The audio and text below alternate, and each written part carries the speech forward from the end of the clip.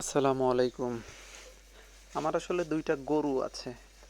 এখন প্রতিদিন যেই পরিমাণ বৃষ্টি হচ্ছে তাতে আসলে এই বিচেলেগুলো কাটার সুযোগ পাচ্ছিলাম না। তো ২ দিন ওয়েদার একটু ভালো ছিল, এই জন্য সকাল সকাল উঠে ভাইকে ফোন দিলাম যে ভাই আমার ১,০০০ বিচেলেই কেটে দিতে হবে। পরে ভাই আসছেন, মেশিনে বিচেলেগুলো কেটে ফেলতেছি, কেটে একটা ঢপে বা বস্তায় রেখে দিব।